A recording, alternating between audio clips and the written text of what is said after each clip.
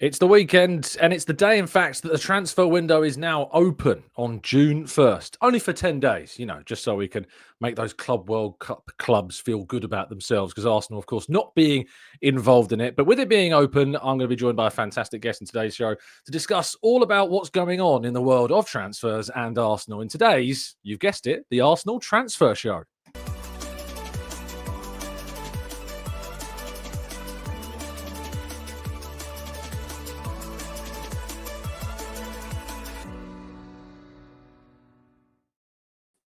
Hello and welcome to the Gooner Talk, back again with you guys and girls for another episode of our Arsenal Transfer Show. I'm very happy to be joined today by the Guardian's football writer covering, of course, Arsenal for plenty, and we've been to plenty of games together. It's Mr. Ed Aarons. How you doing, mate? You good? You well? I'm very good, thanks. An honour to be here. I saw your head bopping along with the drum and bass intro. Yeah, I like that. It's pretty cool. I like the graphics. And of course, listeners won't know that we're both, or they know that I am, but they won't know that you're like your jungle. It's fair to say. Yeah, I've got my DJ headphones on today. My Sennheisers, special. I couldn't find my other ones, so that's why. But yeah, they're quite best quality you can get, mate. So no, I appreciate you jumping on. Just for the listeners, because the first time you've been on the show, and of course you've been covering Arsenal for a little while now, but obviously football more broadly for a fair long chunk of time, not too long. But a fair chunk of time, mate. So do you want to give the listeners a little bit of intro and background into your work? Yeah, I've been at The Guardian for about 10 years, or just over 10 years. As you say, I've been doing Arsenal I started middle of last season. And before that, I was on the desk for a bit. And I've, I've done quite a lot of stuff about African football in the past. So I've written a book about African players in the Premier League called Made in Africa, which has got a very good Arsenal chapter in it, actually, I should mention, with Christopher Wray, the first African player to win the Premier League. And obviously going into some of the history that Arsenal and other clubs have had with African players. So for the past year I've been concentrating on Arsenal, but also do a bit of Crystal Palace, which was good last week for the FA Cup final, and Brighton as well. Photo of your was that photo taken when Eze scored, or was it? It was at the end. Yeah. When we the realization here that we'd actually won a trophy, which Arsenal fans can only dream of of doing these days. What have you? Obviously, you've been on the beat this season with us, and there's obviously a lot of discourse around Arsenal and Arteta. We're recording this, listeners, just so you have a glimpse behind the curtain on Thursday. Of course, you'll listen to this a day that the transfer window opens. So be aware that there may be things that we discuss in today's show that by the time you're hearing this are entirely irrelevant. Hopefully not. But you know how the transfer window goes. And obviously Arsenal were in Madrid and beating the likes of Real Madrid, losing out the Champions League semi-final to PSG, and obviously in the title race they fell away quite quickly. Since covering them this season, how have you kind of assessed Arsenal as a club and where they're going as a team? And do you see it as they're still very much in the right place with the right manager, or do you think that significant change is needed to get where they want to go? Well, it's the big question, isn't it? But I think Mikel Arteta has definitely progressed Arsenal since he's been there. Obviously, the last couple of seasons were obvious signs of progress, coming runners up twice in a row. And I think this year it just feels a bit hollow, doesn't it? Having, even they finished runners up again, but it wasn't quite, there was certainly not the same battling spirit and quality that there was last year. The number of points is way down, number of goals is way down. But there are some, Arteta's, been quite keen to point out that they have made progress in the Champions League, and he's right. Getting to the semi-finals is a great achievement, but he admitted that they have gone backwards in the league, and I think you can't really, get away from that fact that the performances haven't been as good. The consistency hasn't been there. But in his defence, Arteta's defence, I think you've got to say that he wasn't backed in January or even the summer. Really, he didn't get what he wanted. Although, I think he's got to take some of the blame for that, especially in the summer, because, definitely wanted to sign players in other positions as well. So I think, he's got to have at least one more chance. But, if we're sitting here next year in the same position, I think there's going to be a lot of pressure on him and Arsenal to make a change. Yeah, I But think that's probably fair. but most fans would I think would like to see him have another go and obviously achieve what Arsenal fans want to achieve. Winning one of the two big prizes.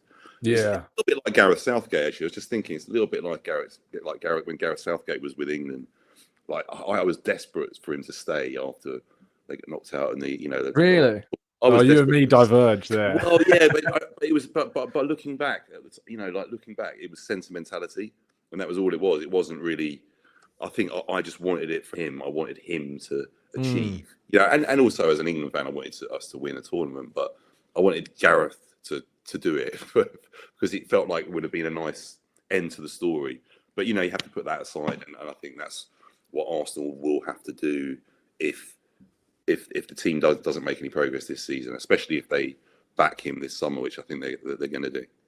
Yeah, we're going to talk about that. Yeah, I feel like I get painted a lot as someone who feels like they've got sentimentality for Arteta, and as you said with Southgate, for me, it's no one person is ever going to be bigger than the club, and you have to make decisions based around what's best for the great achievements of the club, not the individual. But I agreed with what you said in your piece there about I don't feel like Arteta was backed significantly enough last summer, specifically in January as well, wasn't backed well enough to bring any players despite him. And, we sat in those press conferences and heard him publicly crying out, for a striker and signings and numbers, and they've been left short. We were in one the other day where he talked about needing goals, adding creativity, adding numbers. He talked all about these things specifically. And, do you get the sense that is what's going to happen this summer? Do you get the sense that it is going to be a big summer for Arsenal this year? Yeah, absolutely. I mean, all the noises are coming from the club and behind the scenes as well that they're looking to really go for it this year. Like a couple of years ago when they bought Declan Rice, I think, and Havertz, and they spent over 200 million, didn't they, 2 years ago? And that was a real signal of intent. And I think there is a need to do that this year as well. Not just for to show other people, but actually to improve the squad because, yeah, I mean. The number of injuries were a bit of a freak, I think, last season. But who's to say it's not going to happen again? It could do because the number of games that the players are having to go through, and it's really building up and taking a toll on squads. So yeah, I think there is a definite will at Arsenal to really go for it this season.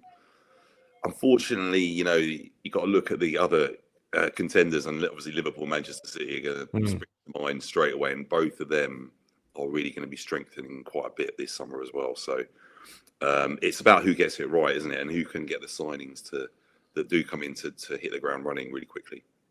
It certainly looks, Manchester City and Liverpool in particular, look quite aggressive in the way they're approaching the summer. They didn't spend really anything last summer. Florian Wirtz, we know, is a big target of theirs that looks at this point in time like that's a likely deal to happen. Same can be said for Jeremy Frimpong as well. A really good replacement for Trent Alexander-Arnold in a similar kind of ilk, because someone that does a lot in the final third going forwards, but maybe there are some questions about him defensively. And then you've got Milos Kerkez as well to be a replacement really for Roberts in the long term on that left hand side, who's after his brilliant season for Bournemouth. So they aren't, they're not holding back the reins. They're going for it. They're looking to re-establish themselves as title winners again next season and go further in the Champions League than they were able to this season as well, and other competitions also. So yeah, it's going to be tough for Arsenal, and to do that they're going to have to add what I think Arteta's used the word firepower quite a bit in a lot of his presses this year, and particularly the striker position, which we'll come on to. But we were talking a little bit off air about the wide position. We saw Gary Jacob, our colleague at the Times, report yesterday that Arsenal have an interest in Leroy Sané. I know obviously with his contract up in the summer, I imagine that his reps are in overdrive about potentially trying to find him a new club if Bayern don't decide, or he decides not to carry on with Bayern. But obviously there's been links to other key targets like Nico Williams, for example. We've heard Rodrigo's name from Real Madrid come up quite a bit as well. Antoine Semenyo at Bournemouth's been talked about. Ademola Lookman, we know, is on the move potentially from Atalanta this summer as well. So where do you kind of stand with where Arsenal are at in those wide positions and what's needed? Because Trossard and Martinelli's futures aren't exactly secured either. Yeah, I mean, there's a lot of names there, and just to throw another couple in the mix that I think that definitely have been looked at by Arsenal. Whether they're going to advance on them, we'll see. But Eberechi Eze, who a lot of big clubs are looking at in the summer, and the same for Kaoru Mitoma from Brighton. There's definite interest from Arsenal and a few other clubs in him. But I think with both those two, let's start with those two that I mentioned, they're both going to cost a lot of money, you know, 60, probably 70 million. That's not like Brighton and Crystal Palace to start charging huge sums of money, is it? Yeah, I mean, we're talking about with those two, they really are the key players for both clubs, aren't they? Yeah. So, and then moving on, I mean, Sane would make sense because he's in being a free transfer, but I imagine the wages would be sky high. His agent Pinny Zahavi had a meeting with Bayern yesterday, so it's not out of the question that he might stay there. And obviously Spurs as well were linked with him. It's an interesting one because he played in England before and was semi-successful, and it sort of went off the boil. But I know he's got some family in London, and I think he's quite keen to move to London if possible.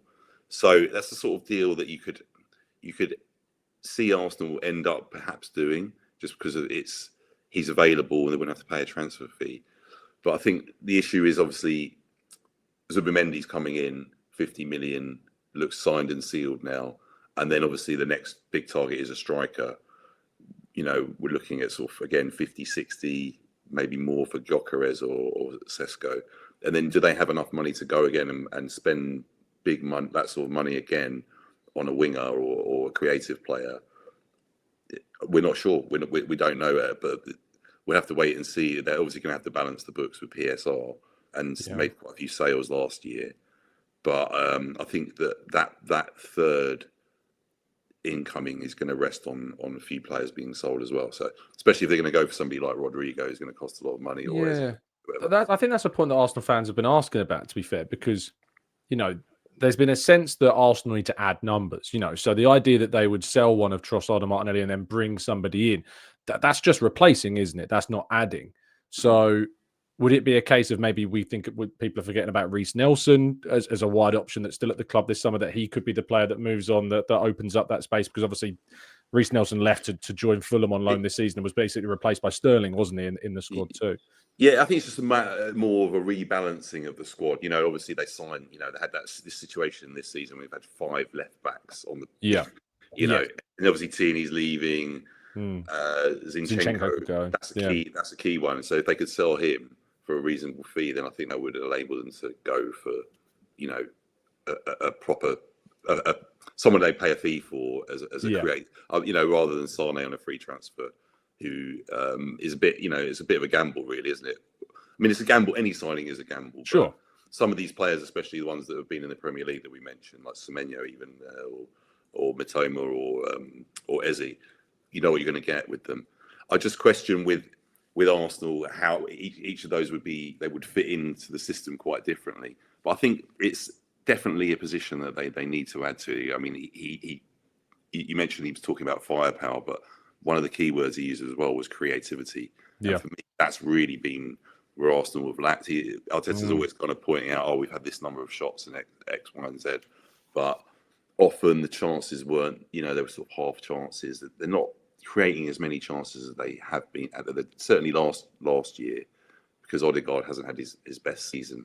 Yeah, and Saka was out for 4 months. Saka was out for 4 months. Yeah. And when those two aren't there, there's not much else creative in the team. You know, like Declan Rice has his qualities, but he doesn't really create much, especially when a team's, you know, sitting deep and you have to break them down. So for me, that is almost as key a rival as the striker.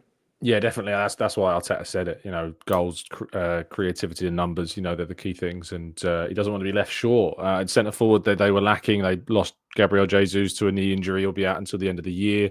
And Havertz has only just made his way back and you know, played his first minutes against Newcastle, the first time he played since the start of February after he got injured in that Dubai training camp, of course. So that centre forward position seems to have been narrowed down. As I'll remind people that we're recording this on Thursday, so apologies if any news has dropped on Friday, Saturday on this front. But Sesko and Gyokeres are the two. It's out of reach for Arsenal, despite how much Arteta may have wanted to hope to see him maybe not playing at a Champions League club next season in terms of Newcastle, but they're Aston Villa, or the drama that we were discussing, weren't we, at Southampton at the weekend, the drama at Old Trafford that cost Aston Villa a Champions League place, arguably, and and gifted Newcastle that spot and gifted Isak a Champions League team for next season if he was to stay there.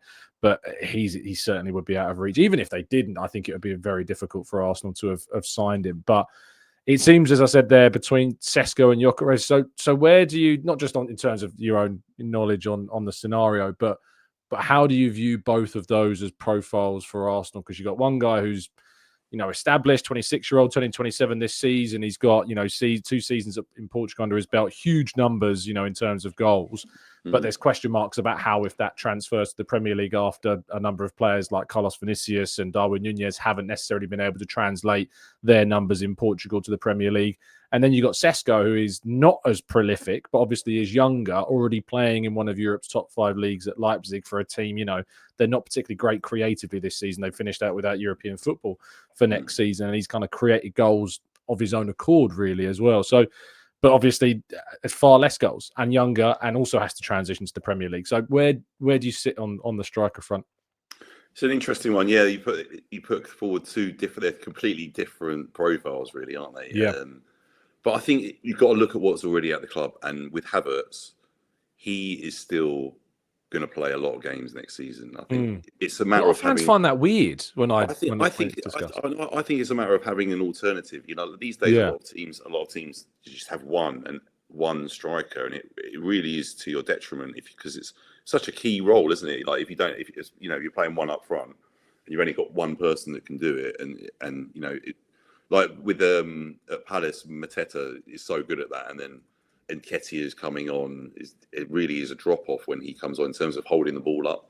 He offers different qualities and getting in behind. But so anyway, I think with Havertz being there, an experienced striker, I think he would dovetail well with Sesko, because Sesko, emerging player, he's young, he's got a lot to learn, but he just offers something a bit different to Havertz, depending on which opposition you're playing. If you're playing against a team that's a bit more physical, maybe Sesko would be quite a good option because he can hold the ball up a bit better and win more headers.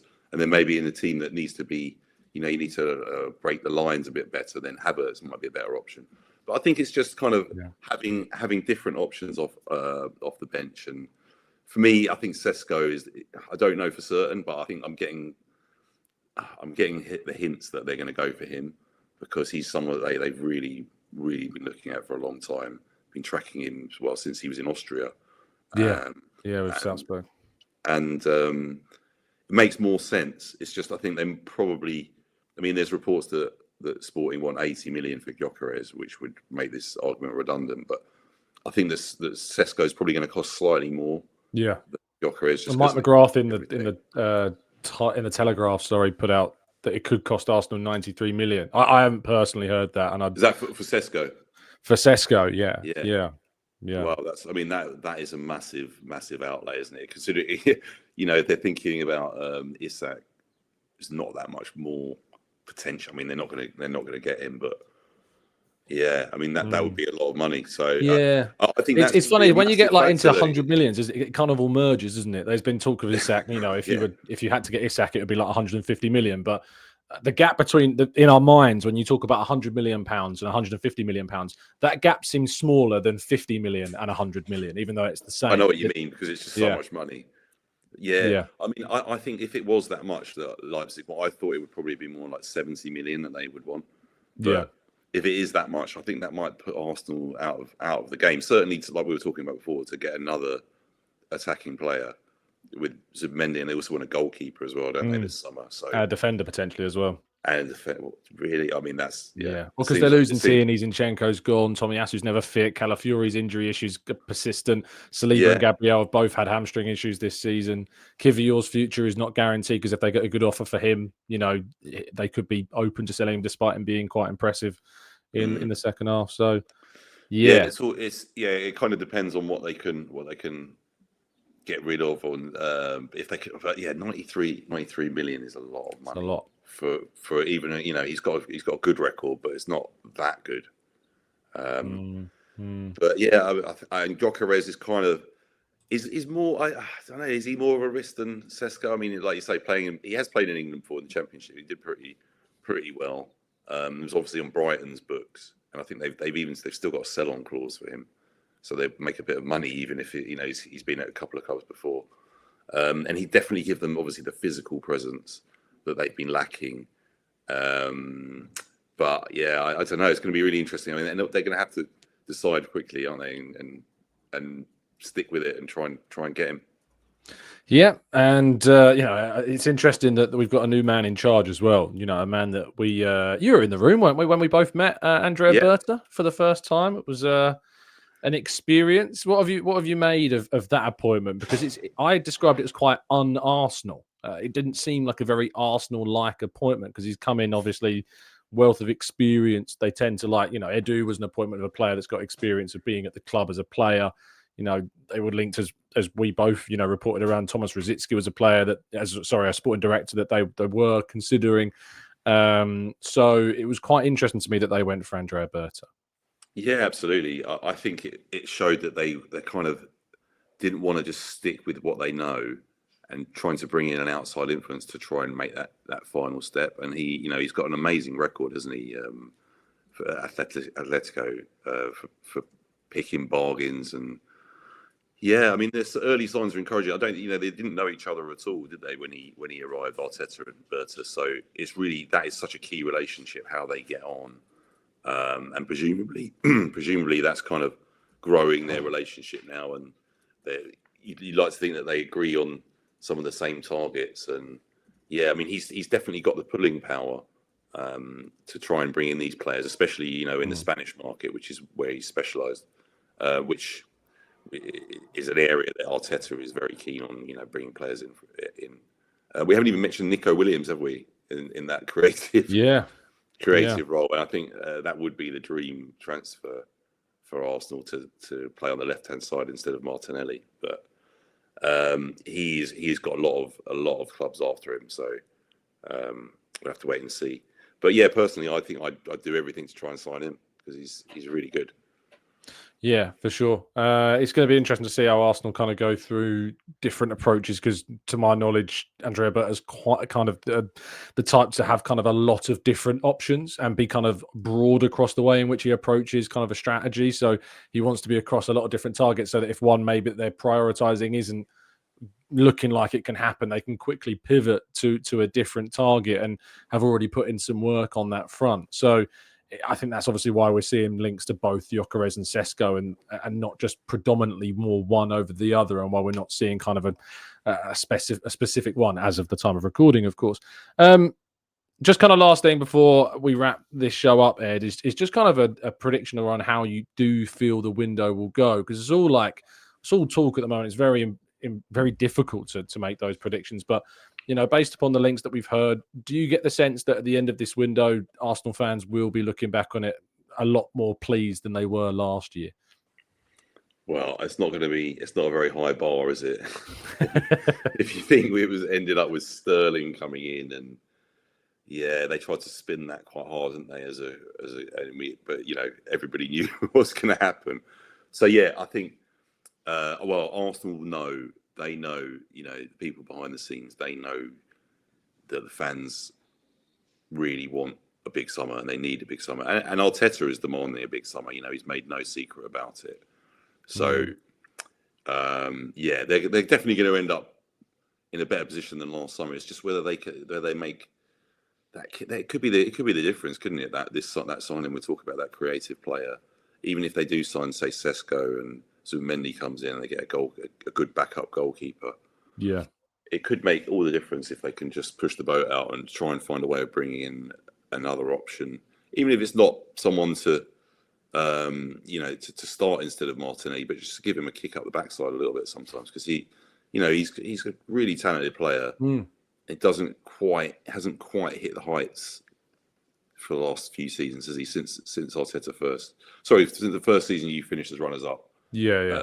That year, and he scored. He got 15 goals, something like that. Yeah, 15 goals, and since then he's way down on those numbers. So, that's the position in the forward line that I think, other than the striker, that is sort of under threat. Because obviously Saka's untouchable, and recalibrating that midfield as well. I think Arteta will be thinking about how to get more goals out of Odegaard, because that is a bit of a concern. Well, he got one obviously at the weekend against Southampton. He also forced that goal from Marino at Anfield as well, because he finally started to shoot from outside the box. And one other name to drop in there, obviously, we haven't mentioned Ranieri, Max Dellman, and fully expect him to. Well, I mean, maybe not quite the impact of Lewis Skelly and Ranieri next season, because he's obviously a couple of years younger, but. The way he's progressing, I wouldn't be surprised if he was, in and around the team by the end of the season. As a real impact sub, or pushing to start. I was told that it would be a surprise if he's not on the preseason tour. So if he has an impact there, if he goes, then we could be talking about start of the season seeing him potentially in the group. But Arteta really does rate the guy, and has been frustrated that he's not been able to use him this season because of legislation that blocks the club from doing so. So I think he'll be chomping at the bit to give him an opportunity, I think, and see how he goes. It's been a genuine pleasure, mate, and it's nice to break your duck on the channel. It's been a long time coming, and I look forward to spending plenty more trips to the bar abroad while we're working very hard covering the Arsenal next season in the Champions League. Or I imagine that you'll be trying to go to as many European trips with Palace as you can, most likely, will you not? Yeah, I'm going to be divided, but I'm sure that Arsenal will be in Europe for longer than Palace. We'll see. But... It's the Europa League, mate. English teams can go all the way very easily there, so who knows? And we've got Oliver Glasner, so... Indeed, anything's possible. Ed, make sure you give yourself a shout. Tell people where they can find you and what work you're going to be up to soon. Nice. Sorry, say that again, mate. Just tell people where they can find you and what work you're going to be up to. I'm on Twitter, Ed_Aarons, and I'm actually having a couple of weeks off at the moment. But look out for my articles on The Guardian when I'm back. I'm going to be doing the England under-21s this summer, and then back on the beat. Lovely stuff. Pleasure, Ed. Thank you so much for coming on. Listeners, Cheers. Thank you for listening. Of course, always. And you can find, of course, all the rest of the shows. Of course, we had FK on the show yesterday from Latte Firm talking a lot about transfers and stuff. So make sure you've caught up on that if you haven't done so already. I'll be back with you with a normal live show on Monday if I've recovered from the weekend's events. I'm sure I have done. But thank you so much for listening. Appreciate your time. Stay safe, stay well, stay happy and respectful. And as always, up the Arsenal.